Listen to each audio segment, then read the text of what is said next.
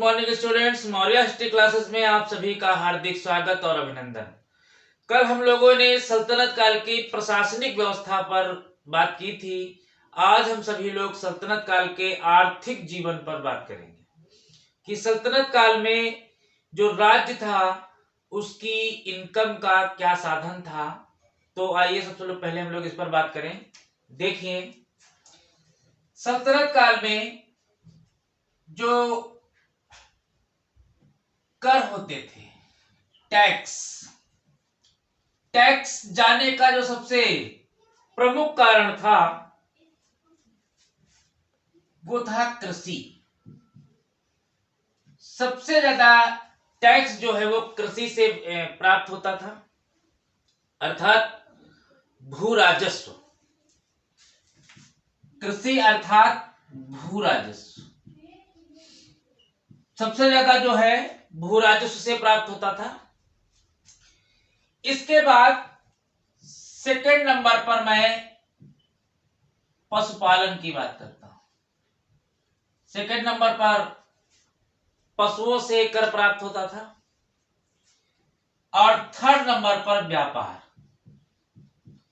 व्यापार से राज्य को इनकम होती थी, यानी आय के जो प्रमुख स्रोत था वो कृषि, फिर पशुपालन और फिर व्यापार। तो अब हम लोग बात करेंगे सबसे पहले कृषि पर। कृषि से कैसे इनकम प्राप्त होती थी? तो कृषि से इनकम भू राजस्व के आधार पर ली जाती थी। भू राजस्व के आधार पर ली जाती थी। ये तीन प्रकार से थी।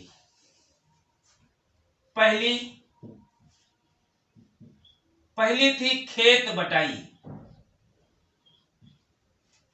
यानी जो पहली व्यवस्था थी वो बटाई व्यवस्था थी। बटाई के आधार पर। दूसरी व्यवस्था जो थी वो मसाहत के आधार पर ली जाती थी और जो तीसरी थी वो मुक्ताई। तो ये भू राजस्व वसूला जो जाता था वो तीन तरीके से वसूला जाता था। पहला बटाई के आधार पर, दूसरा मसाहत के और तीसरा मुक्ताई के आधार पर। तो सबसे पहले हम लोग देखेंगे बटाई के आधार पर किस तरीके से वसूला जाता था। जो बटाई होती थी ये तीन तरीके से होती थी। पहली होती थी खेत बटाई। अच्छा, इस व्यवस्था में क्या होता था? इस व्यवस्था में खड़ी फसल का बंटवारा हो जाता था। खड़ी फसल का बंटवारा हो जाता था। अब बात आती है कि बंटवारा होता किसके बीच में था? तो ये बंटवारा होता था किसान और दूसरा व्यक्ति होता था राज्य। किसान और राज्य के बीच में बंटवारा हो जाता था, यानी खड़ी फसल का बंटवारा हो जाता था। जब फसल बिल्कुल तैयार हो जाती थी तो राजा के लोग आते थे और वो खड़ी फसल में ही बंट जाता था कि ये फसल का हिस्सा सुल्तान के पास चला जाएगा और ये हिस्सा आपके पास चला जाएगा। दूसरा होता था लाभ बटाई। ये भी बटाई का एक तरीका था। ये कैसी बटाई होती थी? इस बटाई में फसल कटने पर बंटवारा होता था। यानी जब फसल कटती थी तो उसका बंटवारा होता था और कुछ जो हिस्सा था वो एक हिस्सा सुल्तान के पास चला जाता था और दूसरा हिस्सा किसान अपने घर लेकर जाता था। तीसरा जो तरीका था वो था रास बटाई। ये कैसी बटाई थी? इस स्थिति में अनाज का बंटवारा होता था। अनाज का बंटवारा होता था, अर्थात जब फसल पककर तैयार होती थी, अनाज उसमें से निकाल लिया जाता था तो उसका एक हिस्सा राजा के पास और दूसरा हिस्सा किसान अपने घर ले जाता था। तो इस तरीके से बटाई व्यवस्था सल्तनत काल में चलती थी और इस बटाई व्यवस्था के द्वारा जो राज्य को आय प्राप्त होती थी वो भू राजस्व की आय कहलाई जाती थी। दूसरा तरीका हमने लिखा है मसाहत। मसाहत क्या होता था? मसाहत, इसमें जो भू राजस्व होता था, भू राजस्व का भू राजस्व का निर्धारण भूमि पैमाइश के आधार पर किया जाता था। भूमि पैमाइश के आधार पर किया जाता था। मतलब पहले भूमि की पैमाइश की जाती थी और जो जैसी भूमि होती थी उसके हिसाब से राज्य और किसान के बीच बंटवारा होता था। अगर भूमि उपजाऊ होती थी तो राज्य उसमें ज्यादा अनाज लेता था, कम उपजाऊ होती थी तो कम अनाज लेता था। कुल मिलाकर भूमि पैमाइश की जाती थी और उसके आधार पर फसलों का बंटवारा किया जाता था। और ये भूमि निर्धारण, ये जो भूमि पैमाइश का जो आधार था वो सबसे पहले सल्तनत काल में अलाउद्दीन खिलजी ने कराया था। इसने सबसे पहले भूमि पैमाइश के आधार पर फसलों को लेना प्रारंभ किया, यानी भू राजस्व की भूमि पैमाइश का निर्धारण किया और बिस्वा प्रथा चलाया था। बिस्वा,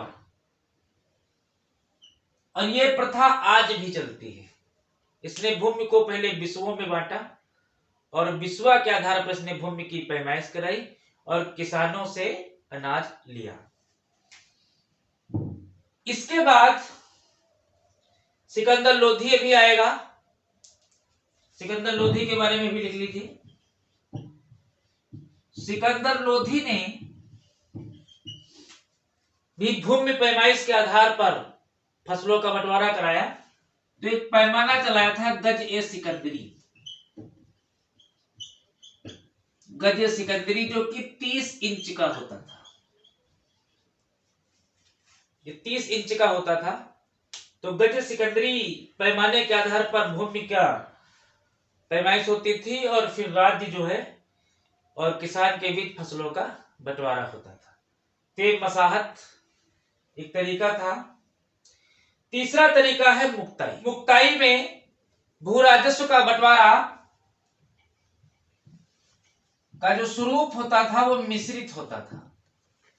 मतलब फसल को कहीं कहीं पर बटाई के आधार पर भी बांट लिया जाता था और कहीं कहीं पर भूमि पैमाइश के आधार पर भी बांट लिया जाता था। तो जो मुक्ताई व्यवस्था थी ये स्थान विशेष के आधार पर और समय के आधार पर इसको ले लिया जाता था। तो ये भूमि पैमाइश के आधार पर, बटाई के आधार पर जो बंटवारा होता था उससे राज्य को आय प्राप्त होती थी कृषि के द्वारा। इसके अलावा अलाउद्दीन खिलजी, अलाउद्दीन खिलजी जो था, इस सल्तनत काल में जो कर लिए जाते थे वो मिनिमम 1/3 और मैक्सिमम 2/5 होता था। यानी 1/3 और 2/5 का वर्णन मिलता है। इतना किसानों से लिया जाता था कर के रूप में। लेकिन अलाउद्दीन खिलजी ने कर में सबसे बड़ा परिवर्तन किया। सबसे बड़ा परिवर्तन किया था। मतलब अलाउद्दीन खिलजी ने जो कर था वो 50% कर दिया था। मतलब जितना भी किसान अनाज उगाएगा आधा राज्य का और आधा जनता का, यानी किसानों का। तो 50% हमारे हिसाब से तो बहुत हुआ। एक आदमी मेहनत कर रहा है उसको आधा मिल रहा है और एक आदमी मेहनत नहीं कर रहा है उसको मिल रहा है। खैर जो भी हो, अलाउद्दीन खिलजी इसका एक रीजन भी था कि वो पूरे भारत को विजित करना चाहता था। पहली बार स्थायी सेना इसने बनाई, नए सैनिकों को नगद वेतन देना इसने प्रारंभ किया। 4,70,000 की सेना थी इसके पास, एक विशाल सेना थी, तो सेना का खर्चा भी इसको पूरा करना था। तो ये ज्यादा से ज्यादा कर इकट्ठा करना चाहता था। इसका जो उद्देश्य था कि मैं ज्यादा से ज्यादा कर इकट्ठा करूं, इसीलिए इसने 50% कर लगाया था। और दूसरी बात यह थी कि इसने जो बकाया लगान होता था, बकाया लगान वसूलने हेतु एक विभाग बनाया था जिसका नाम है दीवाने मुस्तखराज। दीवाने मुस्तखराज एक बकाया लगान वसूलने के लिए बनाया गया था। दीवाने मुस्तखराज जिन किसानों पे लगान जो थी वो बकाया थी, वो बकायदा इस विभाग के लोग उसमें कार्य करते थे, जाते थे, किसानों से मिलते थे और लगान वसूलते थे। इसके बाद गयासुद्दीन तुगलक का जब समय आता है तो गयासुद्दीन तुगलक अलाउद्दीन खिलजी द्वारा चलाई गई जो बिस्वा प्रणाली थी, इस प्रणाली को गयासुद्दीन तुगलक ने समाप्त कर दिया और पुनः जो लगान था वो बटाई के आधार पर लिया, यानी इसने बटाई व्यवस्था को पुनः लागू कर दिया। पुनः बटाई के आधार पर इसने लगान लिया, लगान प्राप्त किया। गयासुद्दीन तुगलक ने सर्वप्रथम कृषि की बात की या कृषि की ओर ध्यान दिया। ये बहुत अच्छी बात है, यानी किसानों के हित में जो सोचने वाला था पहला सल्तनत काल का कोई सुल्तान वो गयासुद्दीन तुगलक था। कृषि की ओर ध्यान दिया, इसीलिए इसने सबसे पहले यानी सर्वप्रथम कुआं व नहर का निर्माण कराया। यह आप ध्यान रखेंगे, कुआं व नहर का निर्माण कराया। और सर्वाधिक नहरों का निर्माण कराने वाला जो सुल्तान था वो फिरोज शाह तुगलक था। तो सर्वप्रथम कुआं और नहर का निर्माण कराया। इसके बाद देखते हैं गयासुद्दीन तुगलक के बाद मोहम्मद बिन तुगलक जब गद्दी पर बैठेगा तो ये बकायदा कृषि के लिए एक विभाग बनाएगा, कृषि विभाग बना देगा। उस विभाग का नाम है दीवाने कोही। दीवाने कोही नाम का एक कृषि विभाग बना देगा जो विशेषतया कृषि की उन्नति के लिए प्रयत्नशील है और लोगों को जागरूक भी कर रहा है। इसने किसानों को किसान ऋण उपलब्ध कराया, किसान ऋण उपलब्ध कराया जिसका नाम था तकावी और सोंधर। और जाहिर सी बात है बहुत सारे सल्तनत कालीन राजा ऐसे थे जो हमेशा किसानों को परेशान भी किया करते थे, उनसे जबरदस्ती लगान वगैरह वसूलते थे। तो जब उनके पास है ही नहीं तो वो देंगे क्या? जाहिर सी बात है पहले आप पैदा कीजिए फिर राज्य को लगान दीजिए। तो ये नीति मोहम्मद बिन तुगलक की बहुत अच्छी थी कि आओ पहले ऋण ले जाओ, फसल उगाओ, पैदा करो, तुम भी लो और हमें भी दो। तो तकावी और सोंधर ऋण जो है मोहम्मद बिन तुगलक ने किसानों के लिए प्रारंभ किया। इसके बाद फिरोज शाह तुगलक जब गद्दी पर बैठेगा तो ये 24 प्रकार के जो कर थे कष्टदायी कर, इनको इसने समाप्त कर दिया। केवल 4 कर इसने लगाए थे, मात्र केवल 4 कर लगाए थे जो शरीयत के अनुसार थे, जिसमें थे जजिया, जकात, खराज और खुम्स। खराज, खुम्स, जजिया और जकात, ये 4 प्रकार के कर जो शरीयत में थे वो इसने लगाए। बाकी सारे कर इसने खत्म कर दिए ताकि जनता सुखी हो सके। सर्वाधिक नहरें बनाने का जो श्रेय है, सर्वाधिक नहरें बनवाई थी फिरोज शाह तुगलक ने, जिसमें पहली नहर इसने सतलज से दीपालपुर तक बनवाई थी, जिसको रजबाह नहर कहा जाता है। इसने अपने पिता के नाम पर बनवाई और इसने कहा था कि जो व्यक्ति नहरों से सिंचाई करेगा तो उसको अलग से सिंचाई कर देना होगा। यानी इसने सिंचाई कर लगाया था 10%, जिसको हक ए सर्ब भी कहा जाता था। एक कभी कभी ये क्वेश्चन बहुत ज्यादा पूछा जाता है कि ऐसा पहला कौन सा सुल्तान था जिसने सिंचाई कर लगाया था, तो फिरोज शाह तुगलक आप लिख देंगे। तो कभी कभी पूछा जाता है कि कितना लगाया था, तो 10%। लेकिन ये उन्हीं लोगों के लिए था जो उसके द्वारा बनवाई गई नहरों से सिंचाई करते थे। जो प्राकृतिक रूप से सिंचाई करते थे उनको सिंचाई कर नहीं देना होता था।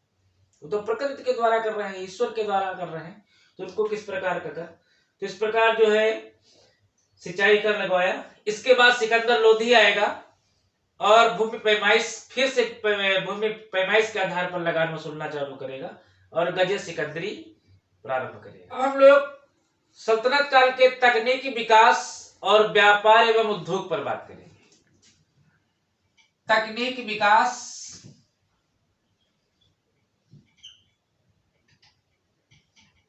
तकनीकी विकास,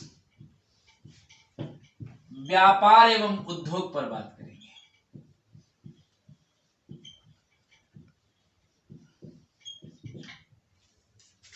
तो हम लोग देखते हैं कि सल्तनत काल में चार पहिया वाली गाड़ी, चार पहिया वाली गाड़ी का प्रचलन देखने को मिलता है। सल्तनत काल में चार पहिया वाली गाड़ी का प्रचलन प्रारंभ हो गया था। इसके साथ ही इक्का गाड़ी का भी प्रचलन मिलता है, इक्का गाड़ी का भी प्रचलन मिलता है। आगे देखेंगे सल्तनत काल में नौका उद्योग अपनी चरम सीमा पर था। सबसे ज्यादा जो नाव थे वो देवल में बनाए जाते थे। देवल ये गुजरात में पड़ता है, देवल बंदरगाह भी था। उस समय देवल अंतरराष्ट्रीय बंदरगाह था, इसीलिए इस क्षेत्र में सबसे ज्यादा जो नौका उद्योग था वो बहुत ही प्रचलित हुआ देवल में। तो नौका उद्योग का भी प्रचलन हमें मिलता है। आगे देखिए जो लौह था, लौह ये आपको लाहौर में देखने को मिलेगा, बंगाल में भी आपको देखने को मिलेगा। लौह उद्योग लाहौर में फेमस था, बंगाल में फेमस था, अहमदाबाद में फेमस था, दिल्ली में बहुत फेमस था। रेशम उद्योग की अगर हम लोग बात करें तो ये खंभात की खाड़ी में बहुत ज्यादा मिलता था।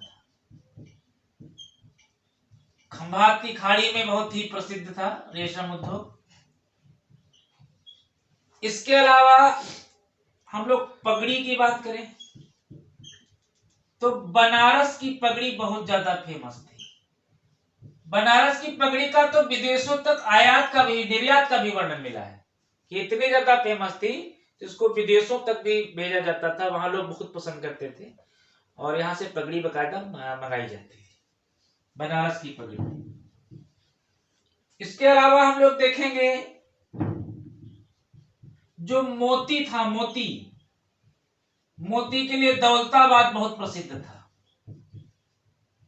दौलताबाद जिसे देवगिरी भी कहा जाता है, ये वही स्थान था जहां पर अलाउद्दीन खिलजी ने 1296 में जलालुद्दीन खिलजी के समय पर आक्रमण किया था और बहुत ही अतुल संपदा को लूटा था। यानी उस समय दक्षिण भारत में जो सबसे धनी राज्य था वो देवगिरी था। नाम ही है दौलताबाद, सबसे ज्यादा दौलत यहां पर थी उसके बाद 1307 में जो मलिक काफूर सेनापति बनेगा अलाउद्दीन खिलजी का, तो फिर से दौलताबाद को आक्रमण करेगा और इसको जीतेगा। यहाँ के जो यादव वंशी राजा थे, राजा रामचंद्र देव, उनको हराएगा। अंत में राजा रामचंद्र देव जो है अलाउद्दीन खिलजी की अधीनता स्वीकार कर ली। तो मोतियों के लिए बहुत प्रसिद्ध था ये, दौलताबाद बहुत प्रसिद्ध है। लौह और सूती वस्त्र, लौह और सूती वस्त्र इनका निर्यात होता था, इनका निर्यात होता था। ऐसा किसने कहा है? तो मार्को पोलो ने ऐसा अपनी किताब में कहा है। मार्को पोलो एक वेनिस का यात्री था। इसने अपनी किताब में लिखा है कि भारत से लोहा, जो कि उत्तम किस्म का होता था, और सूती वस्त्र जो बहुत ही उत्तम किस्म के होते थे, उनका निर्यात भारत से विश्व के अन्य देशों में होता था। ऐसा मार्को पोलो ने कहा है अपनी किताब में। इसके अलावा दिल्ली विश्व की सबसे सुंदर मंडी है, सबसे बड़ी व सुंदर मंडी है, ऐसा इब्न बतूता ने कहा है। इब्न बतूता जो मोरक्को का यात्री था, अफ्रीका का रहने वाला था, मोरक्को का। 1333 में मोहम्मद बिन तुगलक के समय में आया और 1347 तक वो भारत में रहा। उस दौरान उसने दिल्ली के बारे में कहा कि दिल्ली जो है वो विश्व की सबसे सुंदर और बड़ी मंडी है। ऐसा कोई सामान नहीं है जो दिल्ली की मंडी में ना मिलता हो। और दिल्ली के बारे में उसने कहा कि दिल्ली बहुत ही खूबसूरत मंडियों में से एक है। यानी दिल्ली की बहुत ही जमकर तारीफ की इब्न बतूता ने उस समय व्यापार के मामले में। आगे हम लोग बात करेंगे, एक आता है चरखा। जो गांधी जी चरखा काटते थे, सूती वस्त्र। चरखे का पहली बार जो उपयोग है, एक पुस्तक है फुतूहुस सलातीन, एक राइटर है इसामी ने किताब लिखी है फुतूहुस सलातीन। इस किताब में पहली बार चरखे का उल्लेख आपको मिल जाएगा। यानी सल्तनत काल में चरखे का उपयोग होता था। इसके अलावा आप देखेंगे समय सूचक यंत्र, इसको कहीं कहीं ताश घड़ियाल नामक एक यंत्र घड़ी भी बताया गया है। इसको फिरोज शाह तुगलक ने बनाया था, फिरोज शाह तुगलक ने बनाया था। एक गाना है, अक्सर आप लोग सुनते हैं कि मेरे देश की धरती सोना उगले, उगले हीरे मोती मेरे देश की धरती। तो उसमें जब हम लोग आगे इसको गाएंगे कि सुन के रहट की आवाजें यूं लगे कहीं सहनाई बजे, आते ही मस्त बहारों के दुल्हन की तरह ये खेत। तो एक शब्द आया है रहट। इस शब्द का प्रयोग किस लिए किया जाता था? इस शब्द का प्रयोग सिंचाई के साधन के रूप में किया जाता था। इसका सल्तनत काल में वर्णन मिला है। यानी जो रहट था, ये एक सिंचाई का साधन था। ये कैसा होता था? कुआं जो होता था, कुएं में चैन टाइप से लोहे की एक बनी होती थी, इसमें पानी भरता रहता था, इसमें एक बांस लगा होता था, इसको बैल घुमाते थे इसके चारों तरफ। इसी कुएं से पानी बाहर की ओर चरखे की तरह गिरता रहता था, उससे लोग खेतों में सिंचाई करते थे। तो इस रहट शब्द का प्रयोग मिला है। आगे देखिए, रेशम के कीड़े, रेशम के कीड़े पालने की प्रथा,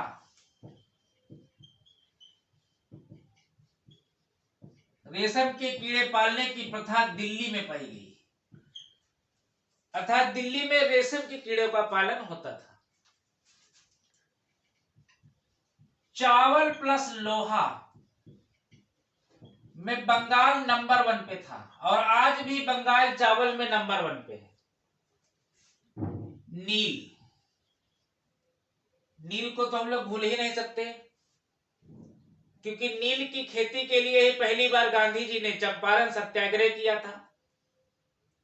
और अंग्रेज जब भारत में व्यापार करने आए थे तो वो यहाँ के लोगों से जबरदस्ती नील की खेती करवाते थे।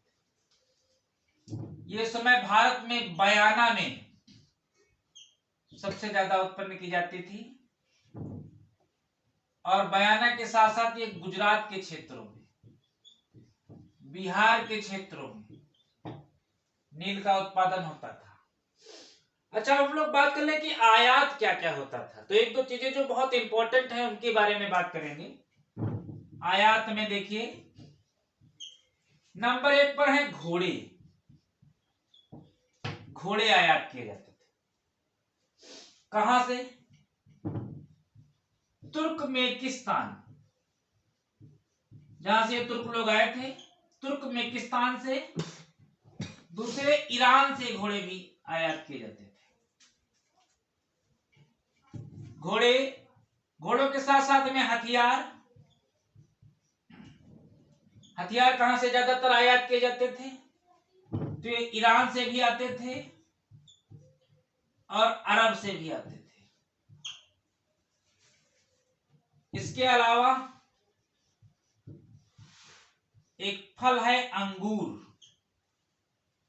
ईरान का अंगूर बहुत ज्यादा फेमस था, तो ईरान से अंगूर भी हमारे यहाँ आयात किया जाता था।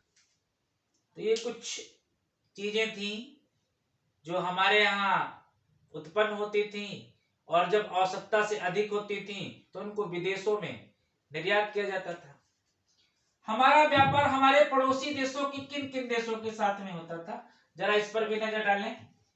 हमारे भारत का व्यापार चीन से होता था, मिस्र से होता था, मेसोपोटामिया से होता था सल्तनत काल में, अरब से हमारा व्यापार होता था।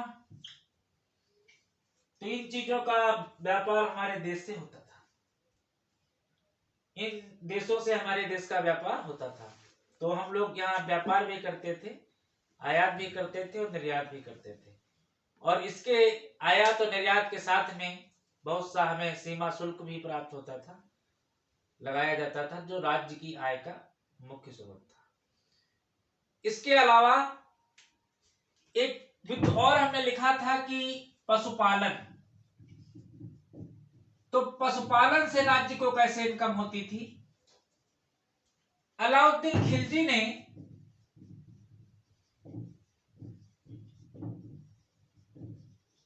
50% कर लगाया था, ऐसा भी हमने आपको बताया।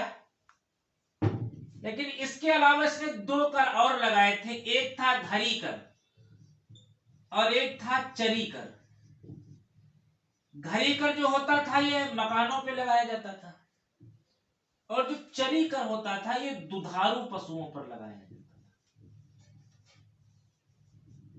दुधारू पशुओं पर लगाया जाता था। तो जो दूध देने वाले पशु होते थे उनसे राज्य को इनकम होती थी। इसके साथ ही पशुओं से